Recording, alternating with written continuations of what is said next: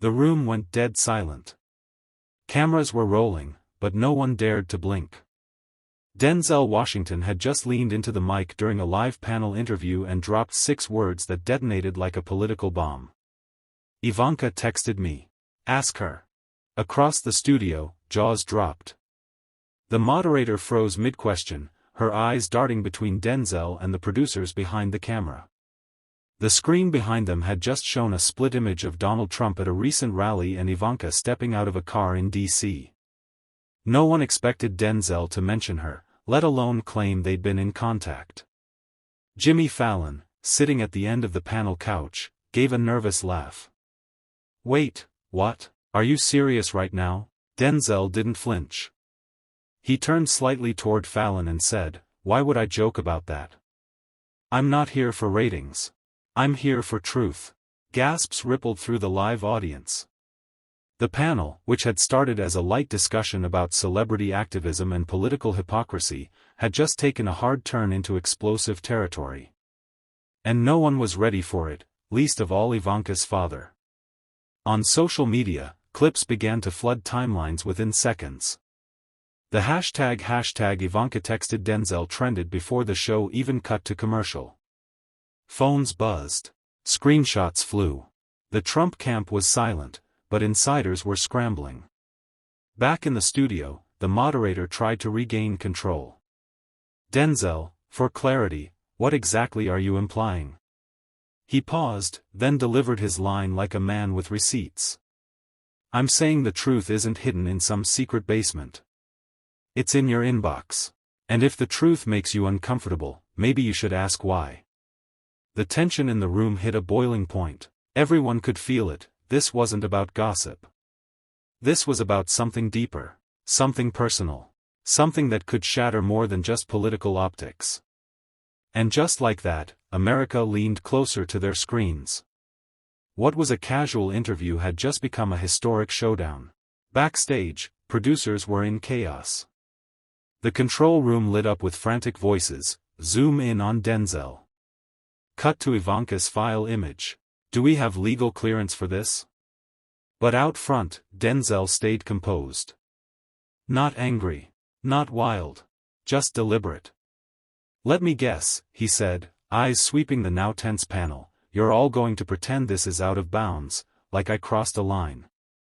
Funny, that line moves every time someone powerful gets uncomfortable. Across from him, one of the commentators tried to deflect. Look, Denzel, I'm just saying, if this is about personal messages, maybe it's not the place. Denzel cut him off. It becomes the place when power manipulates silence. When private influence bleeds into public decisions.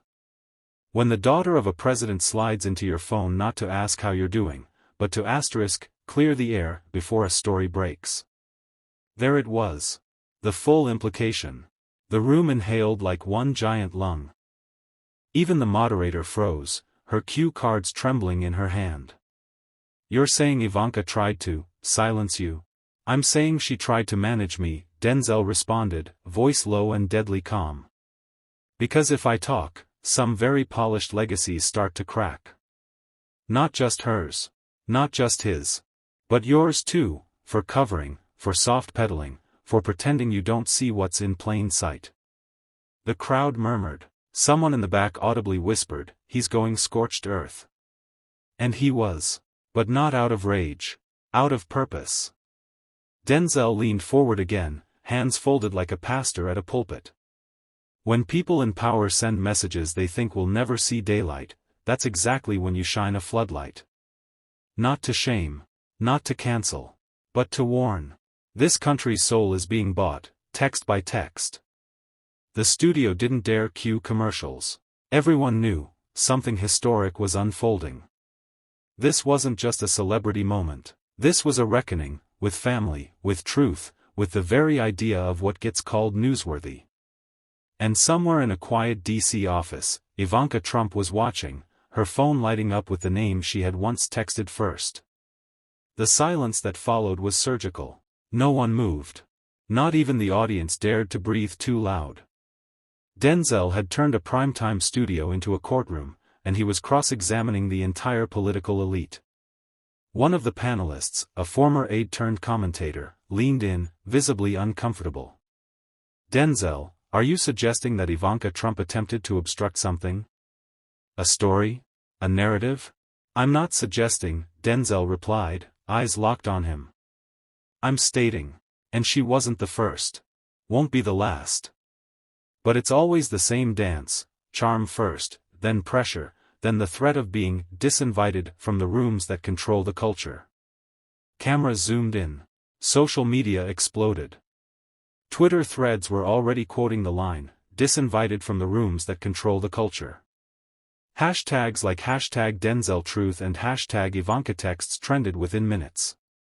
The moderator found her voice, shaky but firm. Do you have proof? Denzel didn't blink. I don't need to show the receipts tonight. But I have them. And let's just say, the timestamps don't lie. Right around the time a certain tax shelter scandal started bubbling in New York, guess who reached out asking to reconnect over dinner? He let the sentence hang. You think that was about reconciliation? Or damage control? The panel was visibly rattled now. One tried to pivot. You know, Denzel, this could be interpreted as personal. He raised a hand. Nothing about this is personal. That's the problem. The people making it personal are the ones cashing in on silence. What I'm doing? This is civic. This is cultural. This is survival. His voice lowered again, controlled, weighty. America doesn't need more idols with perfect lighting. It needs uncomfortable conversations with real risk. And if calling out a dynasty gets me blacklisted, then blacklist me in 4K. I'd rather be exiled with truth than welcomed with lies. The audience erupted. Applause mixed with gasps. Somewhere in the crowd, someone yelled, "Speak on it," and Denzel nodded, not to gloat, but to acknowledge that he wasn't alone. And far away, in a luxury apartment draped in silence, Ivanka Trump reportedly turned off the television. For the first time, she wasn't controlling the narrative. Denzel was. The commercial break didn't come fast enough. Producers were scrambling behind the scenes, arguing over whether to cut the feed or let the storm play out. But by the time the red light came back on, the audience was already on its feet, half in awe, half in disbelief. Denzel sat calmly, legs crossed, as if he hadn't just cracked the porcelain of American political royalty with a single sentence. Stephen, trying to regain control, leaned forward. Let's shift gears for a moment. Denzel, you've always been outspoken, but this? Naming Ivanka Trump directly? Aren't you worried about legal blowback? Denzel turned to him with that cool, surgical stare. You don't silence a man by threatening his name if that man didn't build his legacy on silence. The audience roared. She texted me, he continued, not to say hello, not to catch up. She texted me to ask why I was mentioning her father in interviews. To ask why I kept speaking about corruption in vague but pointed ways. She was feeling the heat, and instead of questioning her own fire, she questioned my voice. Denzel held up his phone, not to reveal, but to prove. The screen never faced the audience. Just the suggestion was enough to send the internet into meltdown. You see, he said, voice sharper now, what they fear isn't exposure, it's the collapse of the illusion. The illusion that if you smile wide enough, donate to enough galas, and keep the language clean, you're untouchable. The crowd was frozen. But the truth, he leaned in. The truth is allergic to polish. The truth shows up in places you don't invite it. And tonight, it showed up in this studio. A panelist tried to cut in, some conservative strategist with a tight tie and tighter jaw. Let's not pretend you're above the game, Denzel. You've attended their events, worked with their donors, shaken hands at the same tables. Difference is, Denzel interrupted, I never called it justice. I never called it loyalty. And I never called it love for country. The strategist fell silent. Checkmate. And just then, a new voice emerged, from the crowd. A woman stood up, trembling, holding her phone. I'm sorry, she said, breathless. But I have screenshots too. From 2020. She reached out to me when I was volunteering for a local campaign. Told me not to use certain hashtags, said I'd never work in DC if I did. Security moved toward her. Denzel raised his hand. Let her speak. And suddenly, it wasn't just a segment. It was a reckoning. The studio, once an arena for jokes and applause, had turned into something unrecognizable, a courtroom without robes, a battlefield without weapons. The woman's voice cracked but held strong as she passed her phone to a stage assistant. The screen displayed a familiar name, Ivanka Trump, messages time-stamped and chilling in tone. One read, "You seem ambitious. Be careful what you align with. Not everything that looks like activism is safe." Another, "If you're interested in a future in this town, stay away from Denzel's noise." The crowd gasped as Colbert leaned forward, reading the texts out loud in disbelief. Denzel didn't blink. He sat still, like a man who's heard far worse but knows the power of hearing it out loud. "They don't threaten you with fists anymore," he said quietly. "They threaten you with futures. With silence. With doors that never open again." A producer off-camera tried signaling to cut the segment. Colbert waved him off. "No. Let it roll. We started this, we finish it." The woman, still standing, looked like she couldn't believe what she had done. "I've stayed quiet for years. I thought I was crazy. That maybe I misunderstood. But hearing you tonight, I realized I wasn't alone." Denzel turned toward her and nodded with warmth. "You never were. They just hoped you'd stay scared." That sentence didn't just move the audience, it detonated something. Within seconds, the live stream chat exploded. Comments like, "She just ended Ivanka. Denzel leading a revolution on live TV? This ain't entertainment anymore, it's exposure." A viral tweet from a verified account flashed across the screen mid-show. If this is true, Ivanka's entire brand just shattered in front of America. And then, a twist. Colbert, voice unsteady, asked, "Denzel, why now? Why this show? Why tonight?" Denzel, still calm, gave a quiet smile. "Because silence is the currency of the powerful, and I'm broke." As the gravity of the moment settled over the studio, the producers cut to a wide shot, capturing the audience frozen, not in confusion, but in sheer awe. Phones were already up, filming. The control room's frantic energy bled into the stage. Lights flickered. The live feed delay was overridden. They were airing this raw. Colbert tried regaining control. "Denzel, this could explode into a political scandal. You realize what you just triggered?" Denzel didn't flinch. "I didn't trigger anything. I exposed it." Across the country, living rooms lit up with texts, notifications, TikToks dissecting each second of the segment. On Twitter, the hashtag #IvankaLeak climbed past political trends in under 5 minutes. But Denzel wasn't done. He leaned into the mic, not for drama, but for precision. "There's something people don't understand about silence. It's not neutral. It's consent. When you keep your mouth shut while people lie, you're not passive, you're complicit." Colbert, caught between admiration and panic, turned to the woman again. "So what now? You're going to testify? Go public?" She looked straight into the camera. "I already did." The room burst. Not with applause. With shock. Controlled chaos. Producers shouted in headsets. Stagehands hovered. A second guest who was meant to promote a film slipped out the back. Denzel stood up. "They built empires on guilt, on threats. On spineless executives who'd rather sell a story than tell the truth." He pointed directly at the audience. "And you? You're smarter than they think. You've just been starved of people willing to speak this plain."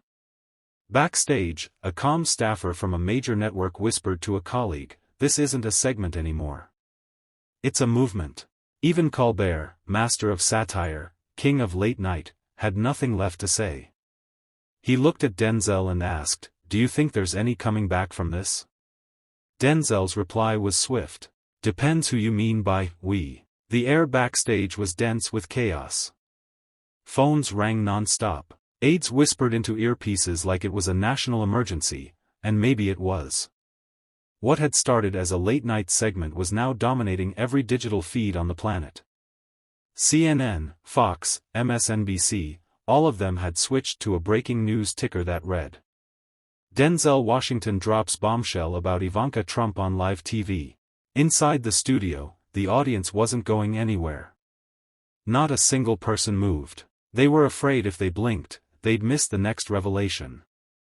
Ivanka's name echoed through every corner of social media. DMs were flooded. Group chats exploded. Denzel took a sip of water. Calm. Controlled. But his eyes burned with the fire of a man who had nothing to lose and everything to say. Stephen Colbert leaned forward again, voice a little lower now. You realize you just implicated a former first daughter in, what exactly? What are we talking about here? Influence peddling? Cover-ups? Something worse? Denzel didn't blink. She contacted me. Repeatedly. Not to warn me. Not to sue me. But to explain. You know what that tells me?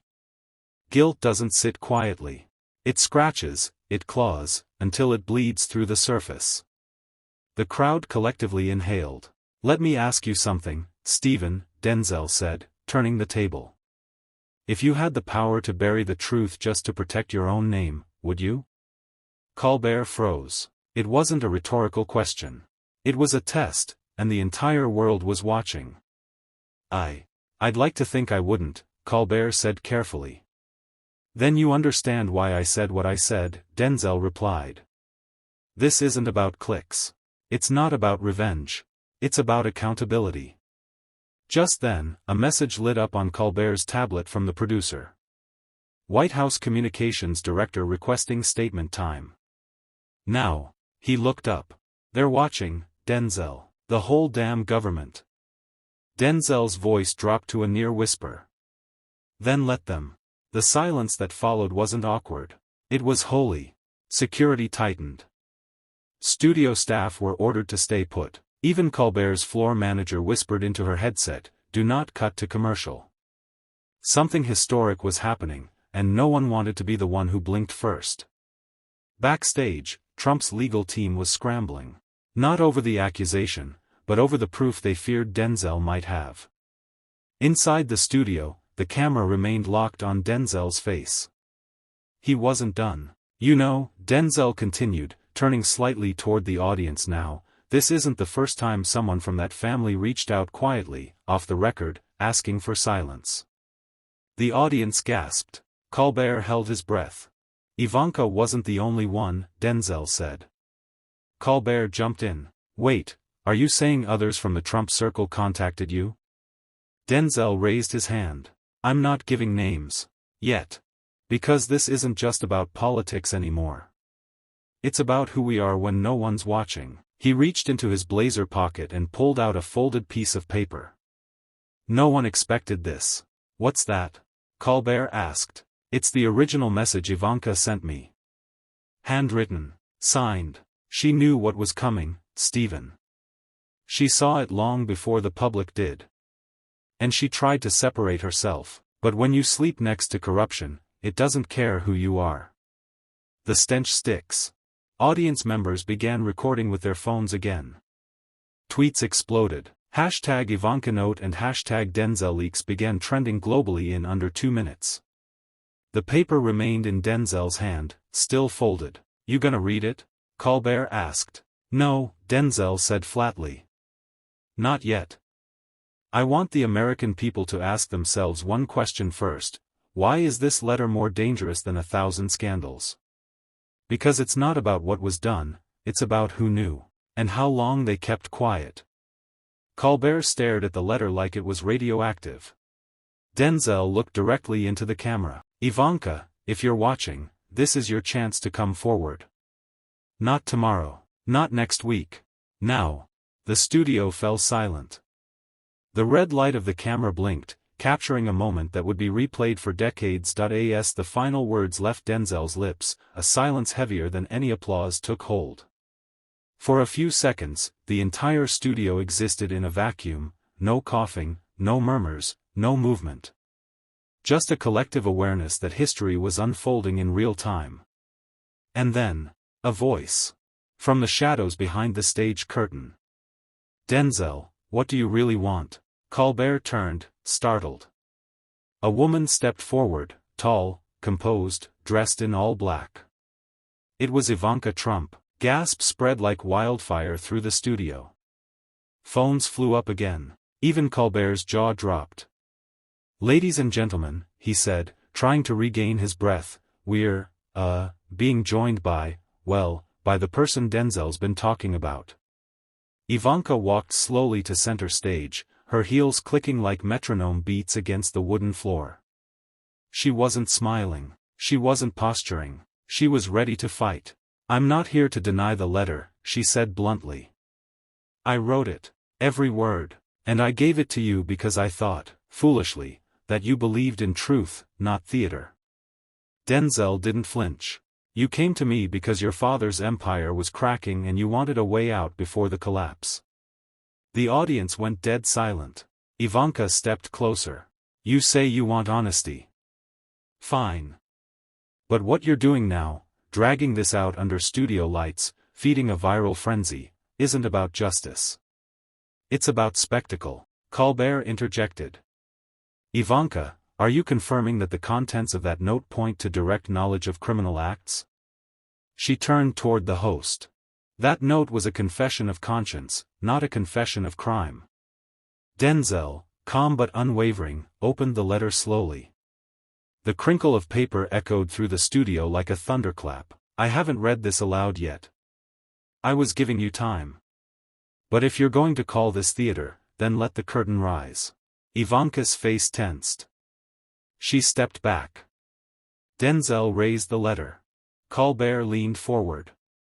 The audience held their breath. And just as Denzel opened his mouth to speak, the feed cut. Black screen. The nation lost the signal. Twitter melted. What just happened? Who pulled the plug? Is this a cover-up? But in that studio, Denzel still stood, letter in hand, eyes locked on Ivanka, and a single word on his lips. Enough. The blackout didn't stop him. Even with every camera off, every network feed cut, and millions staring at black screens, Denzel stood tall. The audience inside the studio wasn't gone, they were real, breathing witnesses. And in that moment, they mattered more than the millions watching from home. He turned slowly to the audience and held the letter high, his voice carrying the weight of everything that had led to this moment. You cut the broadcast, but you can't cut the truth. Ivanka stood frozen. Her hands, once folded neatly, now trembled at her sides. This wasn't the quiet negotiation she had planned when she texted him. This was exposure. And Denzel was done protecting anyone. He began to read. Line by line, detail after detail. The studio audience went from murmurs to gasps, from disbelief to open outrage. Names, dates, meetings. A silent trail of complicity winding from Florida real estate deals to Middle Eastern investments under the Kushner shell companies. And yes, her father's signature at the bottom of a wire transfer approval that should have never existed. Ivanka interrupted only once. You have no idea what you're starting. Denzel looked up. No, I know exactly what I'm starting. And so do you. Colbert had long abandoned his hosting chair, standing now with arms crossed, eyes wide. The show was no longer a show. It was a reckoning. By the time Denzel finished, the room was on its feet, not clapping, not cheering, just stunned silence and raw awareness. Something irreversible had just happened. Security entered the room, not for Denzel, but for Ivanka. As she was escorted off the stage, one lone voice from the crowd shouted. Tell your father, the American stage belongs to the people. Denzel handed the letter to a producer. Make copies. Tonight. He walked off stage with no victory pose, no wave. Just a quiet strength in his stride. Later that night, clips from the live audience began to leak. Footage emerged. News anchors scrambled. And trending at #1 across every platform. #Ivanka letter. But none of the viral headlines could capture what truly happened in that studio. Because for once, the truth wasn't just spoken, it was heard. And it was Denzel who delivered it. Sometimes the truth doesn't need a microphone, just a man who refuses to stay silent. Tonight, Denzel didn't expose a scandal, he exposed a pattern. This wasn't about fame, legacy, or revenge. It was about integrity. And if Ivanka's text was meant to silence him, it did the opposite. The question now isn't whether you believe him. It's whether you're ready to face what comes next.